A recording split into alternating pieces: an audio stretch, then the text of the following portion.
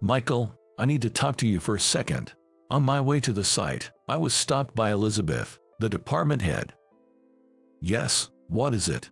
It was rare for Elizabeth to approach me, so I replied, bewildered. This isn't something to discuss here. Come to the conference room. Following her to the conference room, we sat down facing each other.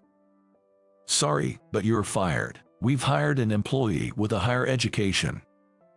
I was speechless at the sudden announcement of being fired. My name is Michael Parker.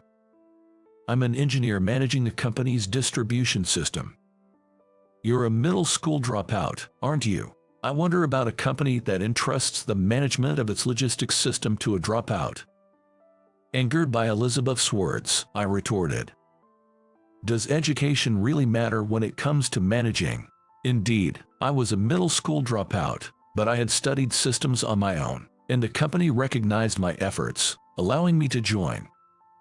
The former department head, Tyler, who had worked hard for my hiring, was Elizabeth's predecessor, and it was thanks to him that I was employed at this company to this day. I lost my parents in a car accident when I was 5, leaving me without siblings or relatives, and I was placed in a child care facility. There was a computer donated to the facility, and since using a computer in 5th grade during a school lesson, I was drawn into the world of computers. I spent every possible moment at the facility on the computer, growing interested in programming. I reviewed and applied what I learned in class, making my own games to play with friends by the time I reached middle school. Though advised to pursue further education for my knowledge, financial constraints prevented me from advancing beyond middle school. The facility was always full, and knowing there were families unable to place their children there, I decided to leave upon graduating middle school and took a job living in and working at a burger shop that also provided meals for workers. Tyler, a frequent customer at the burger shop near the company, started talking to me soon after I started working. You're quite a young waiter, aren't you? When I was wiping tables and guiding Tyler, who was waiting for a seat, he spoke to me. The shop owner, Brandon, and Tyler were childhood friends. He's hired through a referral from the local child care facility. He's surprisingly knowledgeable about computers. He's even keeping the books on a computer, showing profits from sales at a glance. It's interesting to see which menu items are popular and the profit margins for each. Though, it's a bit annoying to find out things we'd rather not know. He laughed. Tyler, intrigued by my computer skills, said, "That's impressive. Our company is considering systematizing our logistics department. Computers are becoming a must-have, and without them, we can keep up with management. Even if you're busy, keep studying. If you're still studying computers at 18, we'll take you in at our company." By that time, I was hoping to leave the shop to him and take it easy. Well, working for Tyler's company will probably offer him a better future. Michael, give it a try. Brandon encouraged me. Both the facility and school recognized my computer skills, and I was glad to be acknowledged. When Tyler mentioned the logistics system, my salary was low and I didn't have much money to spare, but I saved up to buy a computer and spent any free time I had studying programming on it.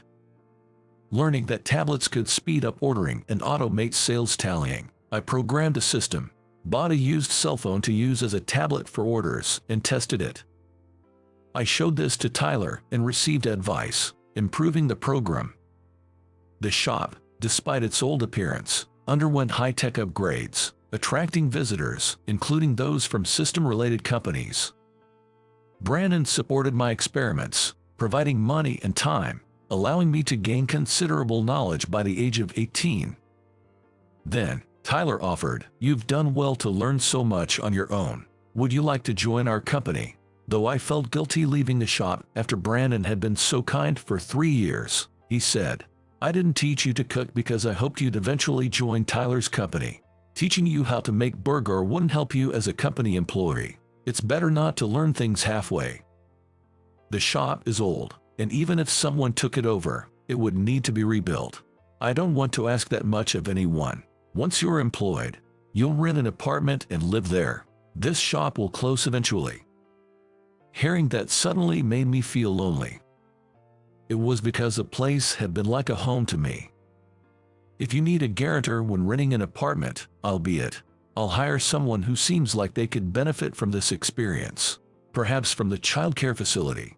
Come eat here once in a while. Brandon tried to alleviate my guilt. I told Tyler about this, and he said, "That's because you worked hard. I've heard about your efforts from Brandon. Please take care of him. He's been a caring person since he was young." Tyler then suggested, "It's about time for you to take the employment exam. Sorry, but our company has never hired a middle school graduate for a technical position. It seems best if I headhunt you. Could you summarize the system you created at the burger shop in your resume? We'll consider it as part of the first round of selection." Following his request, I prepared my resume and handed it to him. Understandably, there was significant opposition within the company, but Tyler wanted them to see my skills. He arranged for me and a third-year engineer to compete in programming skills, and if I was deemed superior, I would be hired. I went to the company on the day Tyler mentioned to take the exam. After informing Brandon, he closed the shop the day before the exam to buy me a suit, accompanying me to the store. Trying on the suit and showing Brandon, he teared up, happy to see my growth. Wearing a suit for the first time felt awkward, and not knowing how to wear a tie, I was embarrassed when a female clerk did it for me. Teased by Brandon, someone commented, "You two seem like a close father and son." Upon hearing those words, I replied, "That's right. He's truly a wonderful father, and I love him dearly." When I looked at Brandon, he was moved to tears by my words. After Brandon paid the bill, I received the suit and thanked him. Embarrassed, Brandon patted my shoulder and left the store. Following him out, I found him crying behind the store. Seeing him like that, I approached and asked, "Brandon, would you consider adopting me? I want you to be my dad." Brandon nodded quietly, saying, "Are you sure about me?" I wanted to say it myself but couldn't find the words. "I'm so glad you feel that way." And it seemed he was calling Tyler about it. That night, Tyler, Brandon, and I went out to eat to celebrate the adoption. "I've wanted to adopt you since the day I took you in. I'm glad your dream has come true." I never imagined Brandon felt that way, so I was truly happy. "We have an exam tomorrow, so we should call it an early night and rest." They sent me home first, but it seems Brandon and Tyler were drinking until the early hours. The next day, I left for the employment exam without waking Brandon. Though I was anxious about what the exam would entail, I was determined to study again and seize the opportunity if I failed. After the interview, I took the same exam as an employee 3 years into the company, who confidently wrote his program. I was surprised by the speed of his typing but remained calm and focused on my programming. After completing my program within the time limit, it seemed the employee had not finished his. Our programs were collected and tested on a test machine. First, the employee's program was tested, with the supervisor checking it. Although it functioned as required, it wasn't fully completed, resulting in deductions and an apparent score of 80 points. Then, my program was tested. Though not perfect, it scored 95 points. Given my self-taught skills despite being a middle school dropout, I was judged fit for employment. I immediately announced the good news to Brandon, sharing our joy. Returning to the shop, regular customers joined in celebrating, and I was set to start working the next day. We formally completed the adoption process, and I took Brandon's surname, Parker. After joining the company, the implementation of the logistics system became more intensive, and I became a part of the systematization project. Creating something from nothing was truly challenging. Programming and testing followed by revisions were repeated, sometimes clashing with team members as we pushed forward with the systematization. Eventually, the systematization was successfully launched, achieving significant results. After the project, I was left as the sole person responsible from the start and was tasked with managing the system. As the system went into operation, Tyler retired, having seen it through. "Michael, you did well to launch it. This system will reduce employee workload and errors, and cut labor costs. It's a significant advantage for the company." Tyler praised the system's introduction and operation, which was recognized as an achievement. He had been offered a position as an executive but chose to retire and enjoy his post-retirement life.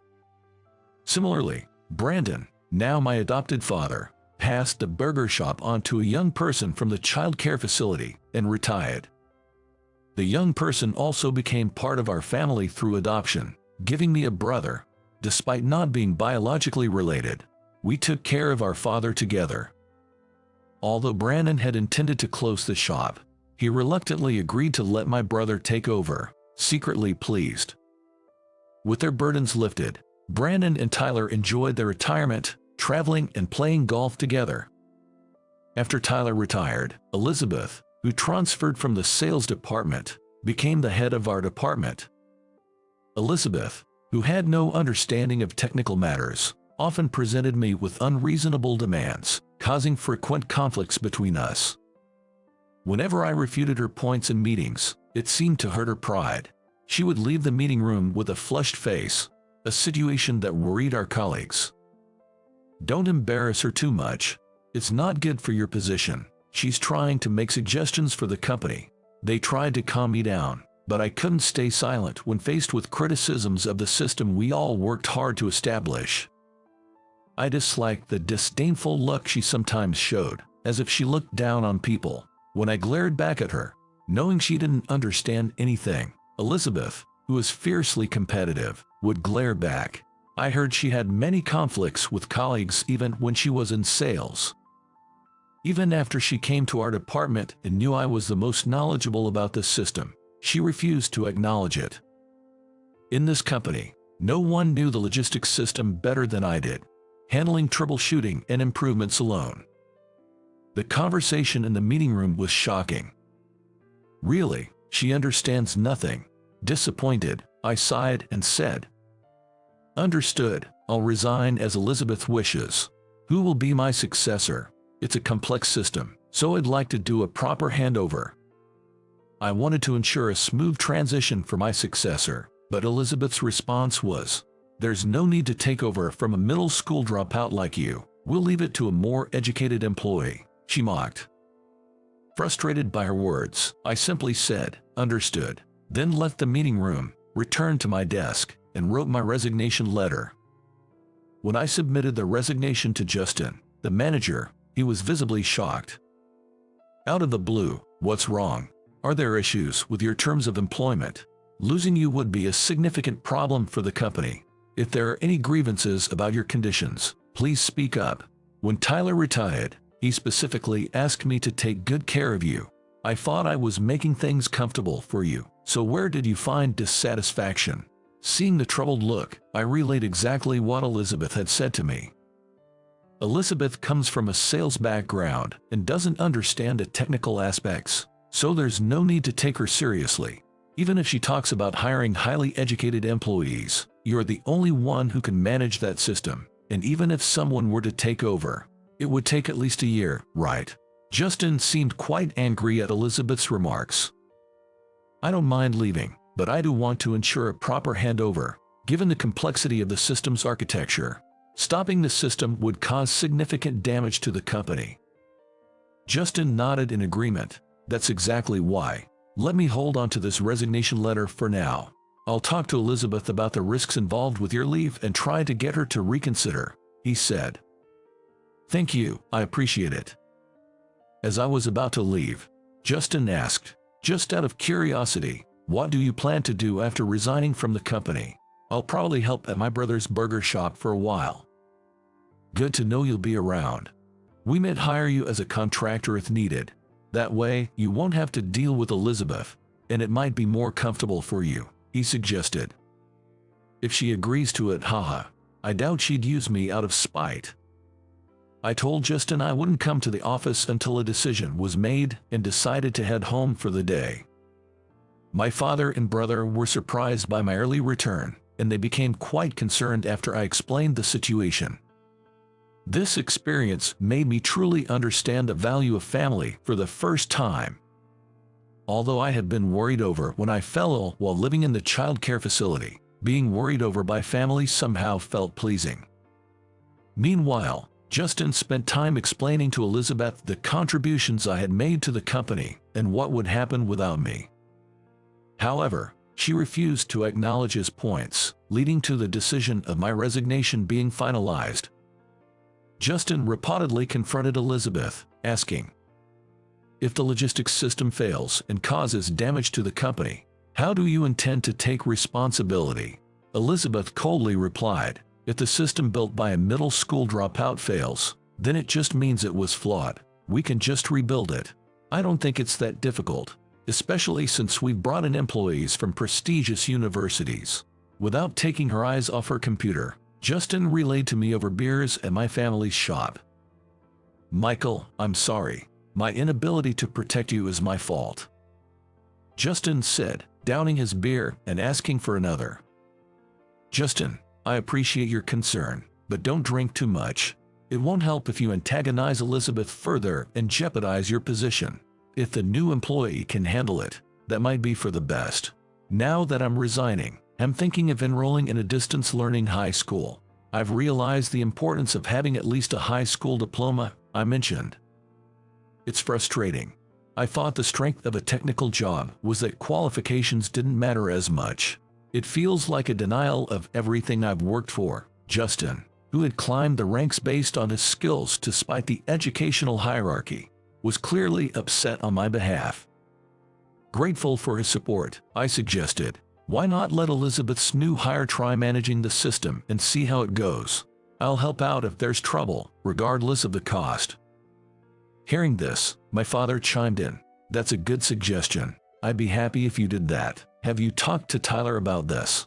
I replied, "He's enjoying his retirement too much for me to worry him, and he can't really intervene with the company anymore.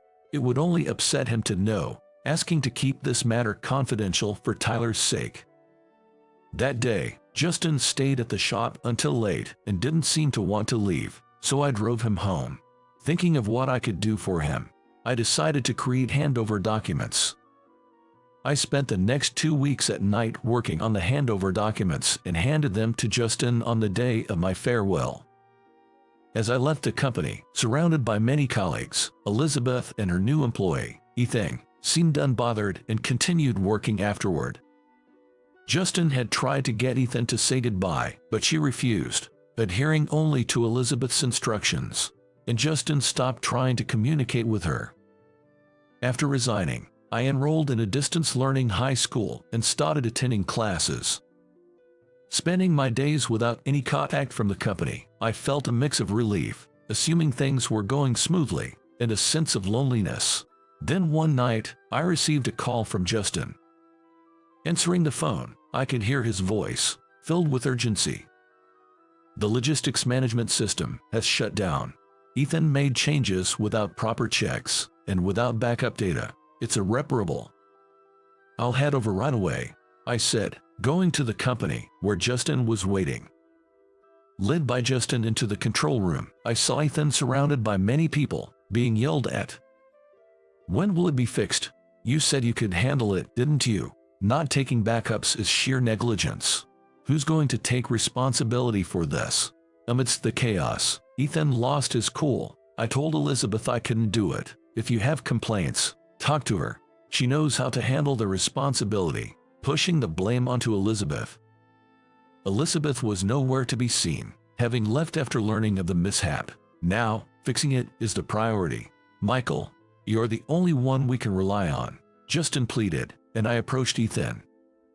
"Ethan, right. Tell me what happened."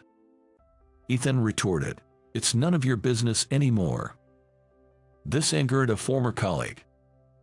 "How can you say that to Michael, who came all this way to help?" After moving Ethan away from the computer, they said, "Thank you for coming. Please, we're counting on you, and let me sit in front of the computer."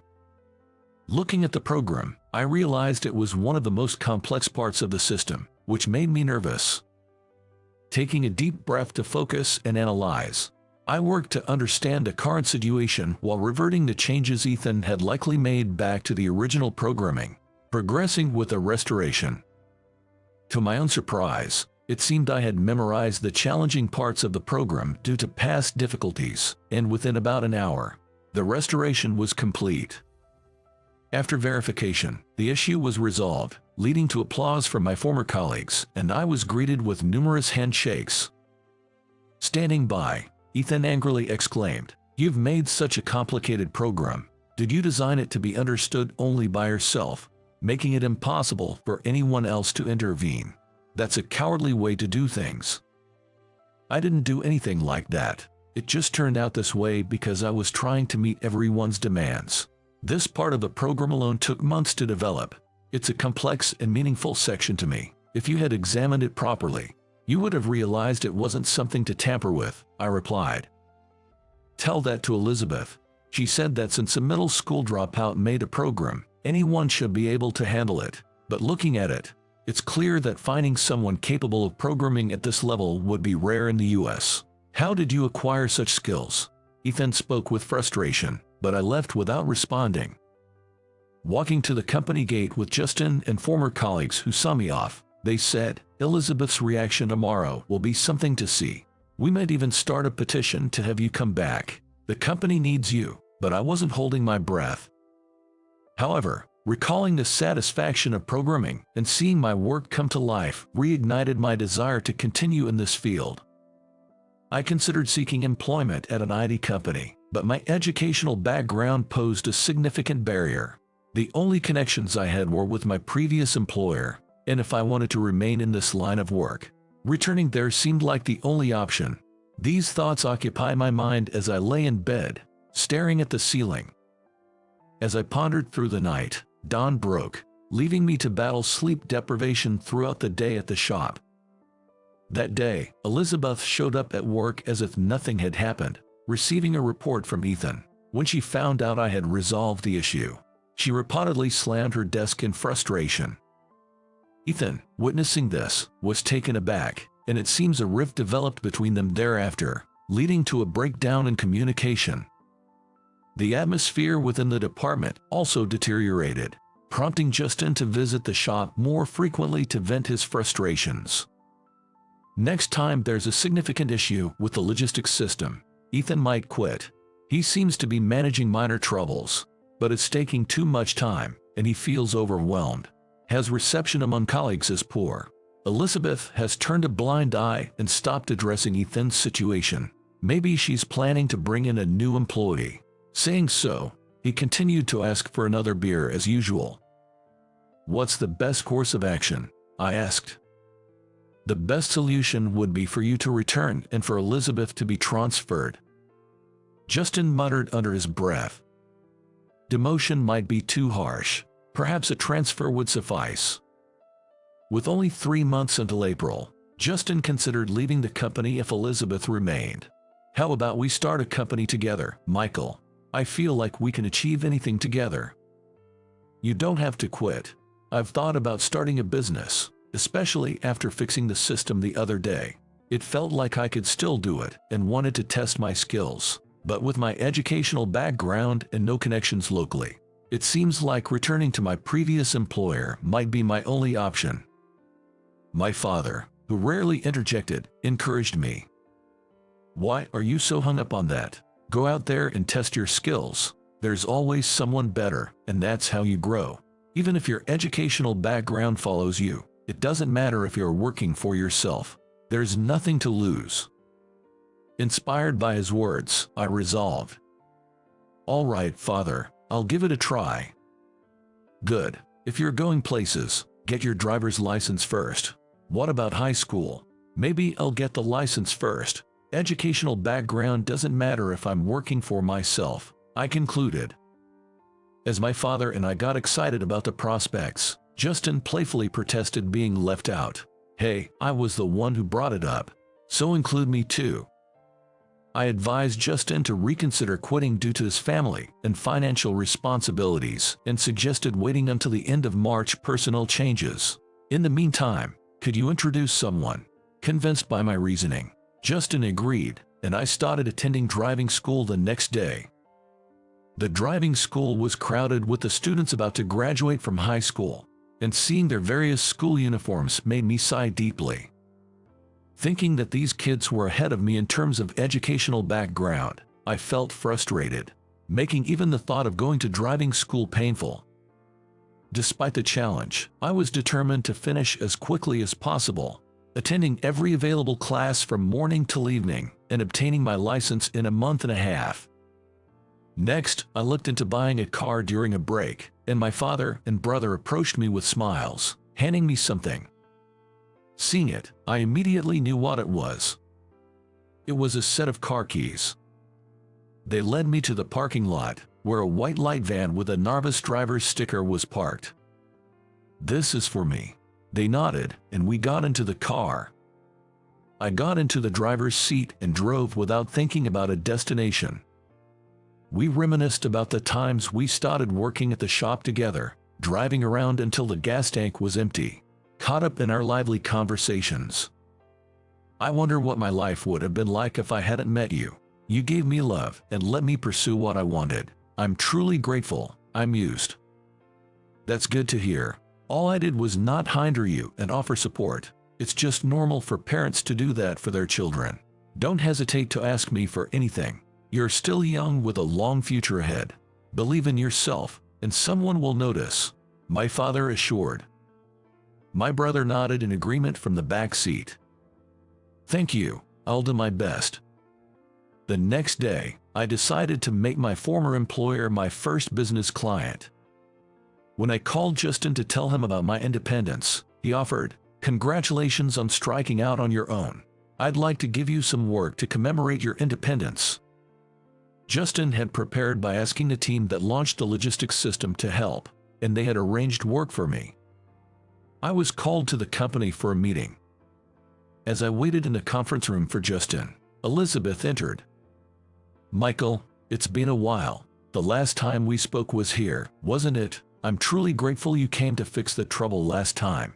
I didn't realize how capable you were and how much your colleagues respected you. Judging you by your education was a mistake, and I'm sorry." Elizabeth apologized me. "I know it's a bit late to ask you to come back, but would you consider being our exclusive contractor? It seems everyone feels more at ease with you around." I was surprised by her unexpected proposal. When Justin arrived late, he asked her, "Have you already discussed it with him?" "I've talked to him, but he looks as surprised as if he's been bitten by a fox, doesn't he? He might not believe it coming from me. So Justin, please explain to him," she said, then left the conference room. I heard the rest from Justin, who proposed that I stay on as a permanent contractor, albeit with yearly renewals, but I decided to decline. "Justin, I appreciate the sentiment, but I want to test my skills in various places. I want to see how far my abilities can take me. I can't commit to a permanent position," I said, declining the offer to stay permanently.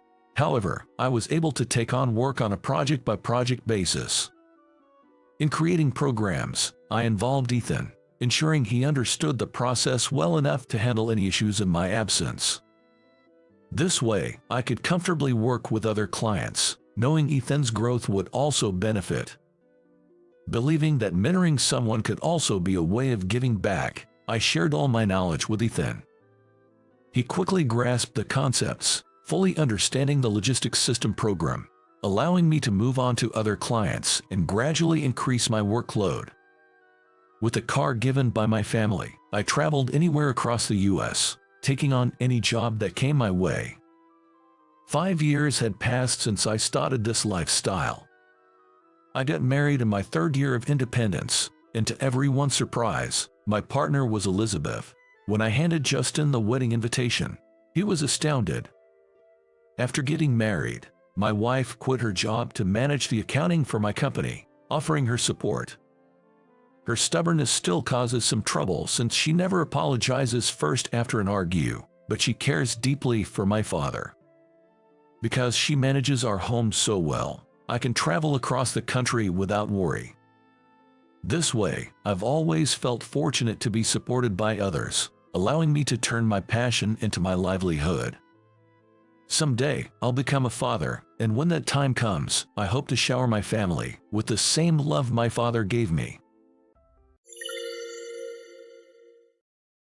What a coincidence! Working on a Saturday, just as if he happened to pass by, our classmate David comes over to us while we're having a meeting in the hotel lounge. I had anticipated this would happen ever since he overheard our conversation at the reunion, but I'm afraid to see the other party's face. When I timidly check their expression, they're looking at me as if they're extremely displeased. I'm in the middle of an important meeting. Can we talk some other time? The more I try to be accommodating, the more David seems to enjoy it. Pointing at me with the enthusiasm of a detective accusing a criminal in a drama, he says, "This guy is the kind of person who would steal my girlfriend. I wouldn't recommend doing business with him. How about doing business with us instead?" When I reach out to Sarah, my secretary, for help, she sends a message back saying, "There's no problem at all." Sarah must have a plan. She's excellent at her job, and following her advice has never led me astray. Believing in her words, I take a deep breath. It must be frustrating for you, right? Let me give you a piece of good advice. My wife is an incredibly capable secretary.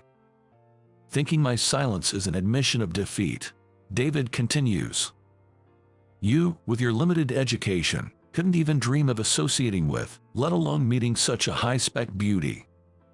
I hope help arrives in time." As if my prayers were answered, a black luxury car emerges from the underground parking and stops right in front of us. "President Thompson, I'll take it from here." Seeing Sarah step out of the car, David turns pale.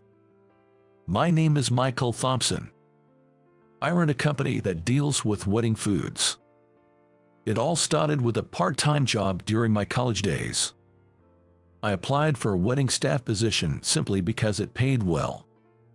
Seeing the happy faces of the brides, grooms, and guests made me want to work in the wedding industry, something I never imagined would lead me to start my own company. After working as a company employee for 8 years after graduating, I started my own business at 30. Before I knew it, the company had been running for over 10 years, and I was 42.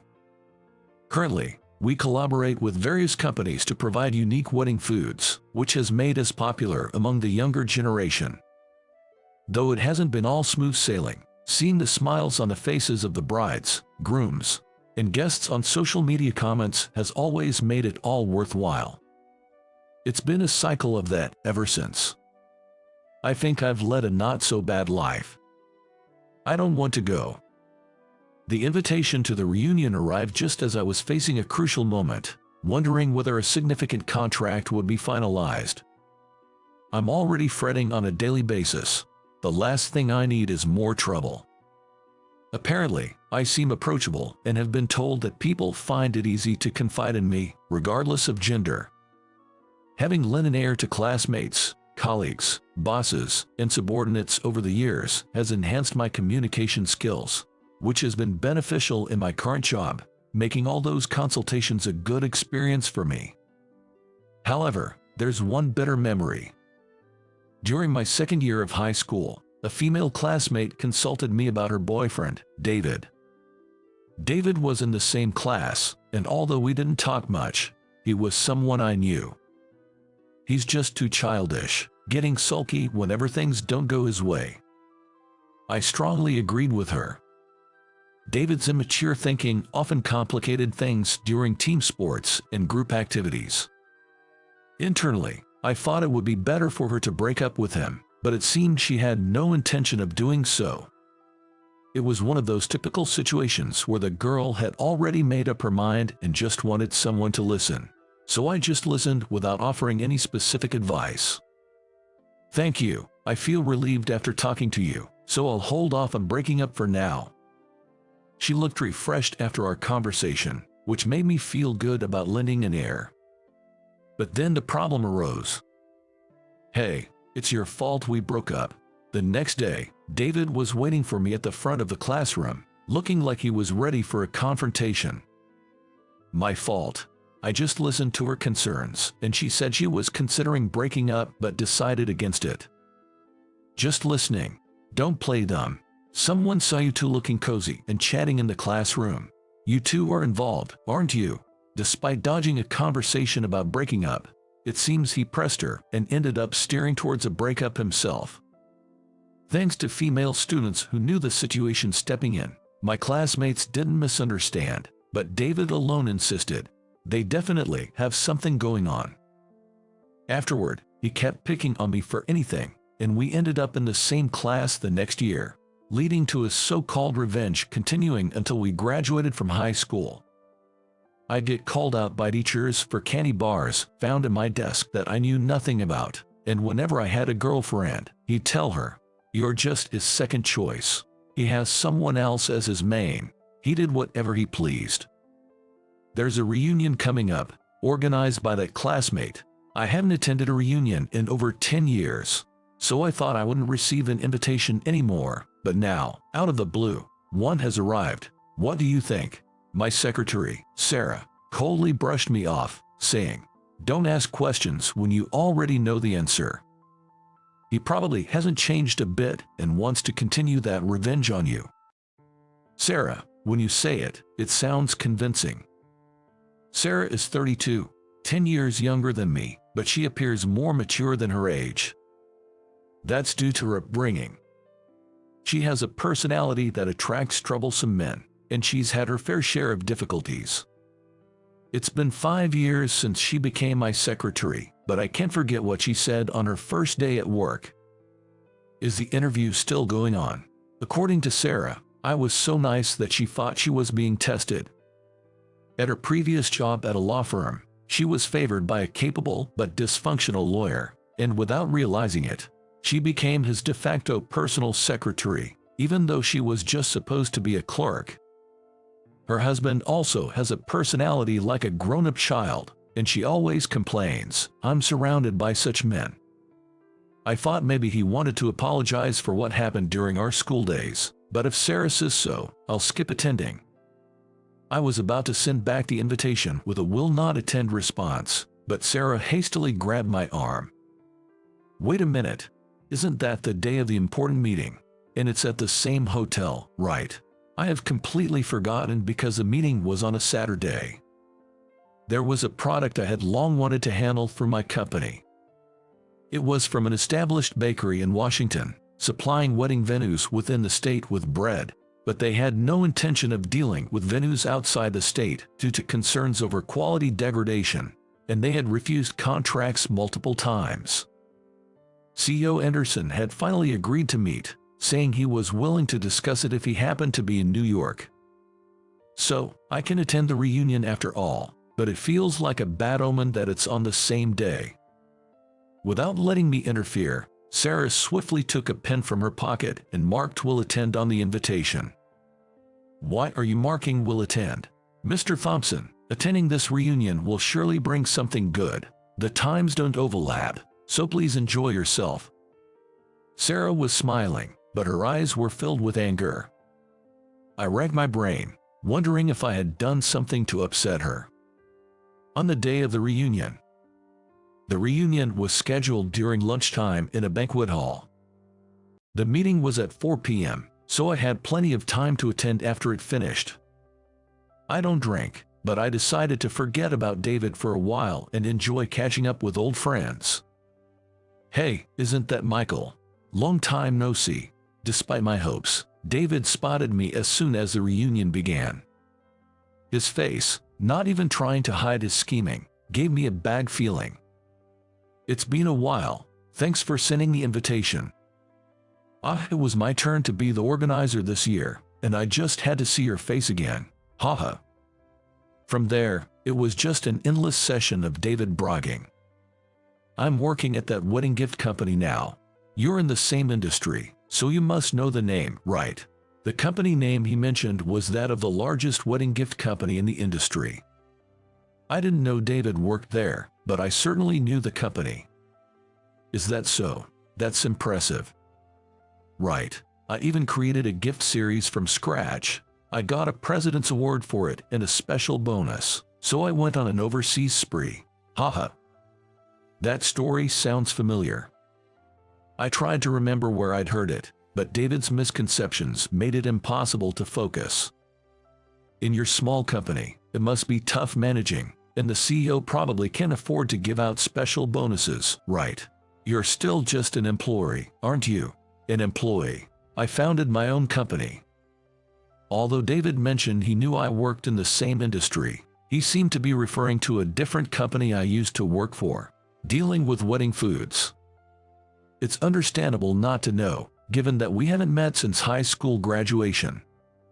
Even I didn't know which company David worked for until just now. You're a president. Don't make such a lame joke. It kills the mood, doesn't it? Just like in high school, David refuses to believe what I say. I tried to hand him my business card, but he brushed it off with, "I don't need your card, haha.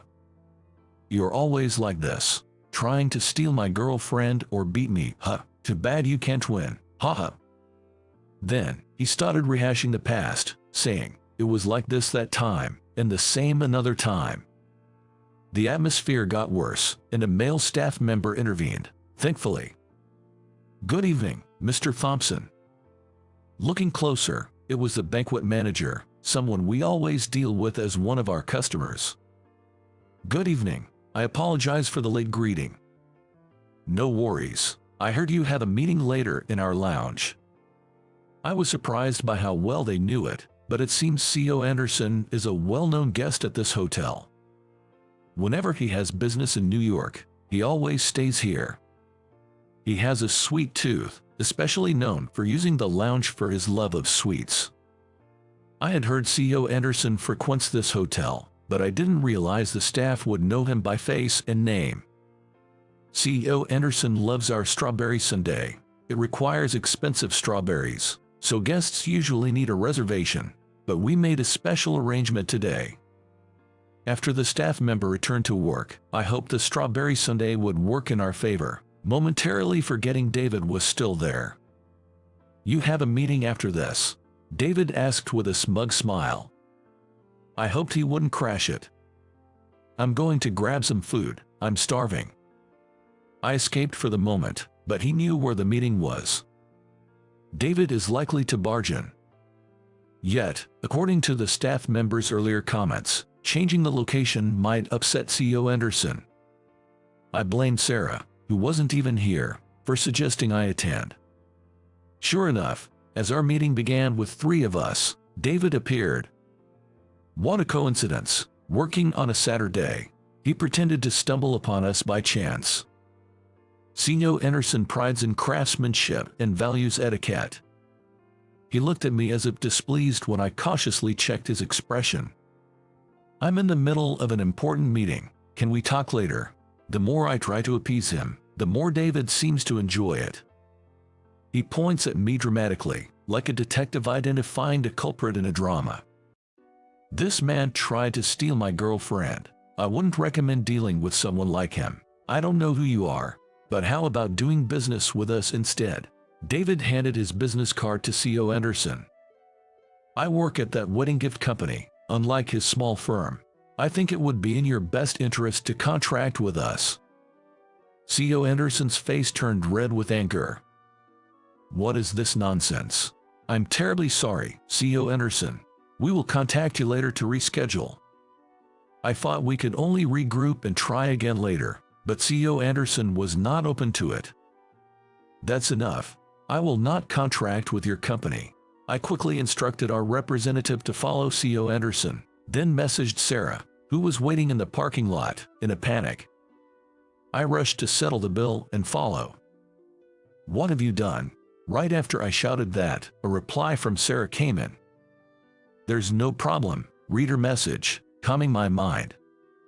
Sarah must have a plan. She's competent, and following her advice has never led me astray. Believing in her words, I took a deep breath. David seems eager to see me in despair, following me as I make my way to the entrance with a light jog. Bitter, isn't it? This is payback for that day. You stole my girlfriend, so I thought I'd steal your contract, haha. It's been over 20 years, and it's all based on his misunderstanding, yet he still holds a grudge. Let me tell you something good before we part. My wife is an incredibly capable secretary. After working as a clerk at a major law firm, she's now the executive secretary at a company famous for wedding foods. She's a beautiful woman, 10 years my junior. David continues, thinking my silence is an admission of defeat. You, with your limited education, couldn't even dream of being with, let alone meeting such a high-spec beauty. Haha. As I exit the entrance to the sound of David's laughter, our representative is desperately trying to convince CEO Anderson. Please, let it be in time. As if in answer to my prayer, a black luxury car emerges from the underground parking lot and stops in front of us. Mr. Thompson, I'll take it from here. Sarah, stepping out of the car, looks straight at David. Thank goodness for Sarah, always quick to respond. I was waiting in the parking lot for this reason. It would be pointless if I didn't make it in time. David watches in astonishment as Sarah and I talk amicably. Why is Sarah here? It appears Sarah was indeed David's wife. I'm the executive secretary. It's not strange for me to be here, is it? The executive, this old man's, right. Even seeing Sarah and me converse, David still refuses to believe I'm the CEO. Still saying that after witnessing this, enough with the childish sore loser act. Sarah pulls out documents from her bag and offers them to CEO Anderson, who's about to get into the waiting car. CEO Anderson, these are comments from your customers living in New York on social media. CEO Anderson hesitates to take them, but Sarah doesn't back down. Gradually, as he reads, his expression changes. CEO Anderson, I respect your concern as a business owner about expanding outside the state and potentially compromising quality. However, people who have moved away from Washington and seen your breads on social media wish they could eat them for their own wedding. To those living in Washington, your bread is a taste of home. Please consider it. With a soft voice, CEO Anderson says, let's talk more about this next time, and gets into the car. We watch until the car is out of sight. That was close. I didn't know what would happen. Relieved, I sit down on the spot. I told you it would be okay. Didn't you trust me? I know you're capable, Sarah, but this was seriously worrying. After all, I didn't even know Sarah and David were married. I wish she had at least told me that much in advance. So, you're stealing my woman again. David, who had been quiet, glares at us, finally snapping back to reality. Like I said, I didn't steal anyone, neither then nor now. I'm just the president of the company Sarah works for, and she's my secretary. Sure, as if a single guy like you hiring a beautiful, younger woman like Sarah as your secretary must have an ulterior motive. I hired Sarah for her competence. Though David realized that by saying this, he's demeaning his own wife, implying she was chosen as a secretary only for her age and looks. Sarah seems unfazed, but I'm annoyed. He knows nothing of the hard work she does behind the scenes. This isn't the time to be arguing about this. Are you okay with how things are? What do you mean? Your company is negotiating with CEO Anderson too, right? Now that she mentions it, that's true. CEO Anderson once let slip during a phone conversation. He mentioned it was bothersome being negotiated with by David's company as well, asking to drop the subject of wedding foods. You handed out your business card, right? David's face turns pale. The business card, of course, had both the company name and his name on it. If I were in CEO Anderson's shoes, I'd probably think twice about doing business with a company that employs someone like David. Seriously, I knew you were immature, but I didn't expect you to be this thoughtless. Didn't it cross your mind that you might be disrupting a meeting with potential business partners, even competitors? Trembling, David fumbles with his phone to call his boss.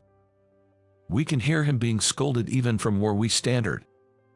A few days later, CEO Anderson contacted us saying, if you can come to Washington, I'm willing to listen again. So, the representative, Sarah, and I headed to Washington. Is that David?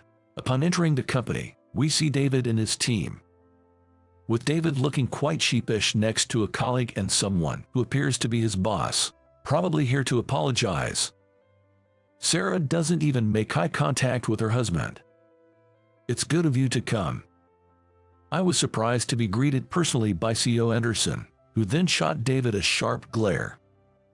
I won't be contracting with your company. I will be doing business with Michael's company. That's all there is to discuss. You may leave now. Please wait. About the other day, David's attempt to apologize is cut short as only we are led into the guest room. I catch a glimpse of his dejected face as the door closes.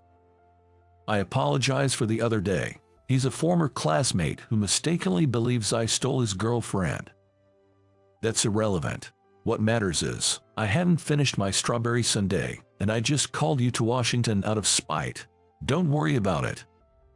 I promise to have a strawberry sundae ready if we meet again, and CEO Anderson smiles happily.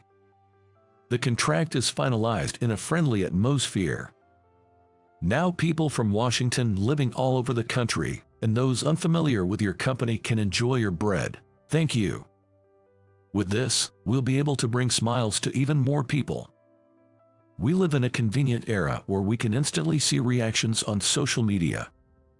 I'm looking forward to everyone's responses. My wife insists on celebrating our wedding anniversary every year, so we're reminded of our wedding day annually.